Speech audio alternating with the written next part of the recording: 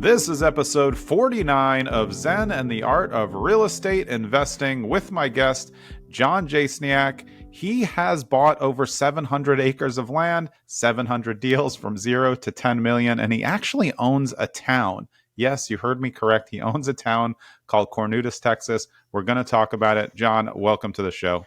Hey, thanks so much for having me, Jonathan. Excited to be here and chat about land. Let's do it. Yeah, man. So how did you get started in real estate? Like when you were growing up, did you have an interest in real estate or was it something that developed along the way? That's actually a great question. I've not been asked that much. I've been getting crazy answers. That's why I asked. Yeah, I've actually had zero interest in real estate, I would say, growing up. I didn't know what real estate was. I would say I had zero experience. Family had zero experience in it. Even as I kind of went to college and, passed into my early adult years, I still didn't even really know much about real estate. It wasn't until, I guess, one day when I heard about land on a podcast such as yours, another land guy came on there talking about his course, his business, what he was doing.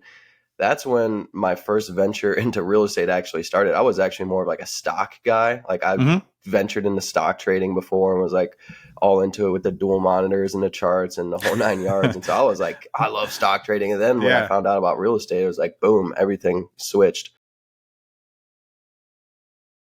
What lists were you targeting when you decided you wanted to start marketing for more land deals? How were you choosing who you were marketing to?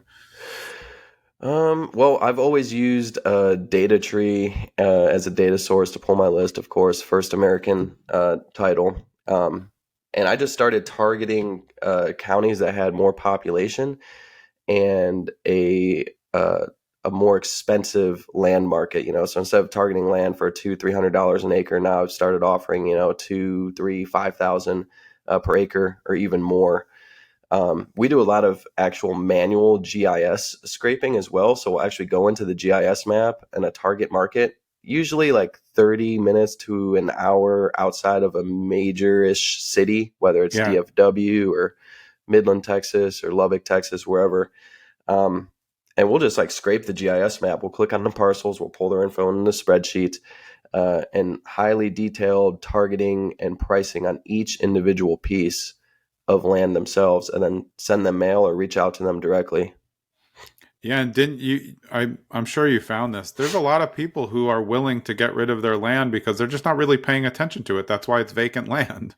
Yeah, and they're paying taxes on it. Some of those taxes, if they're not ag exempt, can get quite expensive. Yeah, let's talk about subdivision a little. So obviously you're buying larger plots and trying to figure out how much you can cut it into. How much due diligence do you have to do to make sure and then also you probably know more than the original owner, or again, they should have just subdivided. It's the same thing. Yeah, a lot of people, subdividing is a kind of a confusing space, at least so I've found working with people. I mean, you do need to do a lot of due diligence. Depends on the deal, whether it's a major or minor subdivide.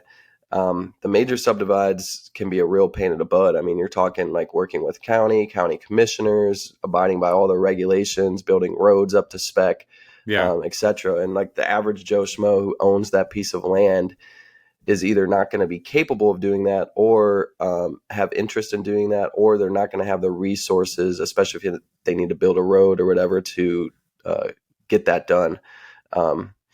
So you definitely got to know your stuff. I would not recommend it for a beginner. For a beginner, I would recommend a minor subdivide, which is a lot easier. I mean, that's just utilizing all the platting exemptions that are already in place with the county and just simply running a surveyor out there and chopping it up. Basically what someone did on my first deal, right? Created 5 paper lots that was, they were saleable lots. So you can do plenty of that. And that's multi-million dollar space doing that.